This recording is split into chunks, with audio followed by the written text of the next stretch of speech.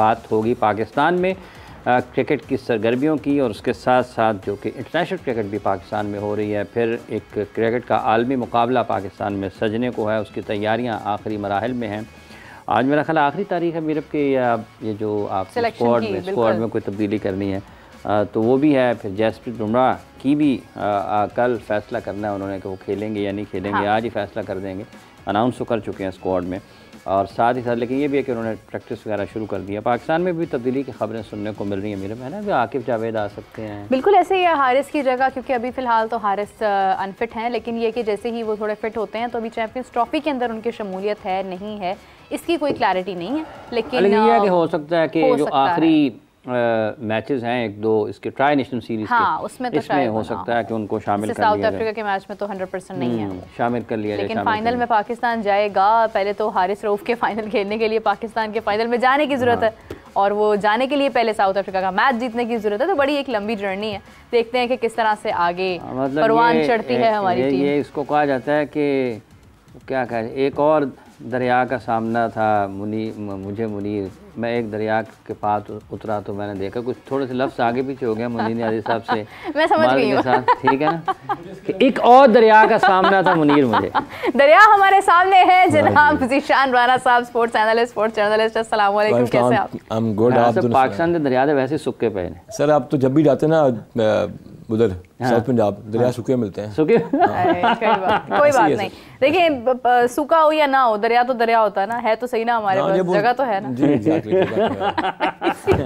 इसी से खुशी मना लेते हैं। वैसे वेरी गुड पॉइंट भाई मीरा, बड़ी आज मार्फत से बात की है, स्टार्ट ही बड़ी मार्फत से हो, अच्छी बात है। जी राना साहब कैसे देख रहे हैं? एक तो पाकिस्तान पहला मैच हारा है और न्यूजीलैंड दोनों मैचेस जीता। न्यूजीलैंड की टीम को आप कैसे देखते हैं? अगर आप मजमूई तौर पर देखें कि जिस तरीके से हिकमत अमली नज़र आती है उनकी, और जिस तरीके से सिलेक्शन टैक्टिकल जो मूव्स उनकी नज़र आती हैं, और जिस अंदाज में प्लेइंग 11 को वो खिला रहे हैं, और जिस तरह से उनके टॉप क्रिकेटर्स परफॉर्म कर रहे हैं, जिस तरह बेसबॉल में कहते हैं ना कि मेरी तमाम बेसिस कवर्ड हैं, तो न्यूजीलैंड ने लिटरली बताया कि they have all the basis covered. Spin bowling, fast bowling, yes, और बैटिंग टॉप 5 डिलीवरिंग, जिसमें कि आपका फर्स्ट ऑफ ऑल जो उनका बैटर है Glenn Phillips, down the order आता है, बैटर एक्सीडिंगली वेल। लेकिन मैं पाकिस्तान के अगेंस्ट विक्ट्री है उसका सेहरा दूंगा डेरिल मिचेल को और केन विलियमसन को, the way they manage are bowling. क्योंकि शुरू में काफ़ी टाइम के बाद कदाफी में कोई उस पिच पे मैच हुआ था, it tends to behave different.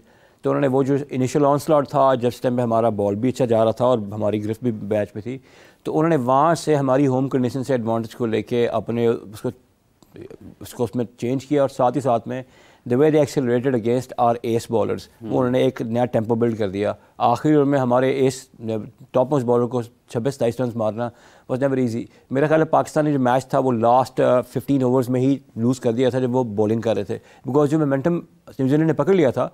Okay that was the first innings, तो कहते हैं फर्स्ट इनिंग में आपको टोटल आप पोस्ट कर सकते हैं, लेकिन जब आपने उसको देखा कि उन्होंने जब सेकंड मैच खेला है, सेकंड मैच में वो गए हैं अगेंस्ट साउथ अफ्रीका, हालांकि आपको टॉप पे एक उनका भी देखें क्या स्ट्रक्चर है, एक लड़का मैथ्यू ब्रिस्क का आया है 150 कर गया फर्स्ट इनिंग्स में, ये नहीं कि सेंचुरी करके उसने मैथ्यू ब्रिस्क, ये सही वर्ड आपने बोला। कल से मैं 3 लोगों से पूछ चुकी हूँ कि सही प्रोनाउंसिएशन एग्जैक्टली है क्या, क्योंकि इज अ न्यू प्लेयर, तो वो आपको पता है कि वो भी हमारे नाम बिगाड़ते हैं, हम भी उनके नाम बिगाड़ते हैं। यूजुअली आई हियर समवन ना, तो मैं उसका प्रोनाउंसिएशन का मैंने बोल दिया चलें ठीक है, नेक्स्ट टाइम मैं इस तरह मैथ्यू बोलूँगा ताकि आप लोगों को ना प्रोनाउंसिएशन में सुनना। ही प्लेड 150 की नॉक, तो वो जो नॉक है सर उसने भी बड़ा एक देखा, आपको जोल्ट किया गया, उन्होंने अच्छा टोटल लगाया, 304 रन ने स्कोर किया। न्यूजीलैंड स्मोक देम आउट, उन्होंने आराम से टोटल पूरा कर लिया।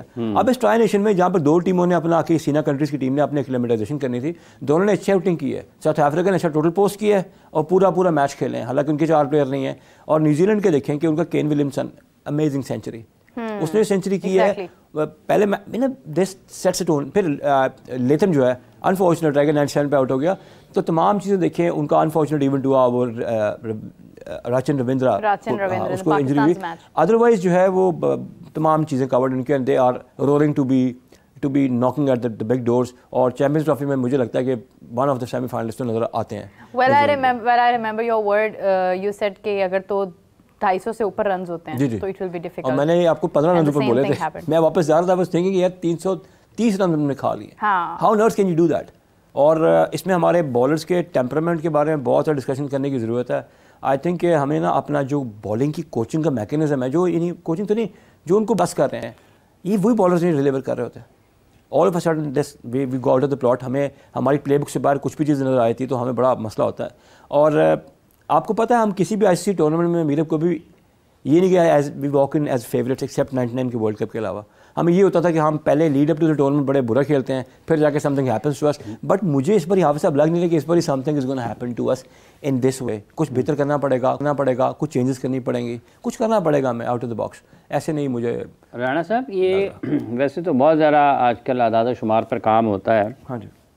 लेकिन अगर पाकिस्तान, चूँकि मॉडर्न डे क्रिकेट का खासा शोर रहता है इन दिनों, अगर पाकिस्तान, वैसे जितने भी आदाद शुमार के माहिरीन हैं, एक इनको आदाद शुमार निकालने चाहिए। मेरा ख़्याल है कि शायद हम भी कुछ काम मैं करूँगा उसके ऊपर, कुछ न कुछ कोशिश करेंगे कि पाकिस्तान ने जब 2000 की दहाई में जो क्रिकेट खेल रहा था, जैसे भी आपने, चूँकि मेरे जहन में ये बात आई जब आपने कहा कि 250 वाला कि पाकिस्तान का जो स्कोर है 250 पाकिस्तान कर लेगा या इतने ही रन्स पाकिस्तान कर सकता है। तो अगर हम उस दहाई में, जो कि आज से 20 साल पहले का वक्त है, अगर उसमें पाकिस्तान के हम चेक करें ना, तो कितनी मरतबा मेरा ख्याल है पाकिस्तान उस दहाई में 300 से ज़ायद वनडे क्रिकेट में रन्स करने वाली टीमों में नुमायां जगह पर था। 300 से ज़ायद। मैंने खोला पहला उसका स्कोर कार्ड, इंडिया का मुकाबला पाकिस्तान 13 मार्च 2004 को नेशनल स्टेडियम कराची में मैच खेला गया था। 349 रन स्कोर किए थे इंडिया ने पहले बैटिंग करते हुए, और अगर आखिर के 2-3 ओवर पाकिस्तान बेहतर मैनेज कर लेता तो पाकिस्तान 349 चेज कर जाता। तो पाकिस्तान ने 344 के ऊपर मैच फिनिश किया, ठीक है। मोइन खान एंड राना नवीज, मोइन से हिट शॉट लगे नहीं, अनफॉर्चुनेट था कि उनसे नहीं लगे, वगरना वो इस किस्म की सिचुएशन जब बनती थी वो खेलने के लिए बड़े माहिर होते थे। 344 रन पाकिस्तान ने किए थे 349 चेस करते हुए। 8 विकेटें गिरी थी पाकिस्तान की तरफ, ठीक है। और उसके बाद मेरा जो दूसरा ODI था पाकिस्तान इंडिया, इसमें भी पाकिस्तान ने पहले बैटिंग करते हुए कितने रन किए थे राणा साहब? 329, 318, 4 में पाकिस्तान टूर कर रही थी ना, तो very high score. India Pakistan खेलने के लिए आया था और तीसरा मैच इंडिया ने 244 किए थे तीसरे मैच में, और पाकिस्तान ने 48वें ओवर के दूसरे बॉल पर 247 रन करके मैच जीत लिया था, ठीक है जी। उसके बाद आ जाता है चौथा मैच। अब ये देखें ना, ये कितना जुल्म है तारीख के साथ। पाकिस्तान ने 293 किया था लाहौर में, ठीक है। ये था चौथा मैच। अब आ जाएं आप 5वें मैच के ऊपर। इस 5वें मैच में पाकिस्तान के जो रन्स थे राणा साहब, वो थे 253, ठीक है। तो 5 मैचों में से 2 मरतबा आप 300 प्लस थे, एक मरतबा आप 293 थे। तो लगभग आप देखें कि किस तरीके से पाकिस्तान की क्रिकेट थी। और आज हम, अगर हमारी टीम के बारे में ये बात होती है कि हम 200-250 की टीम है, और ये कोई ऐसा नहीं है कि कोई अनहोनी सी चीज़ है, ये आपकी माजी करीब की कारकर्दगी को देखते हुए ये चीज़ें आपके जहन में आती हैं। तो ये टीम भी आपको लगता है कि 250 की है?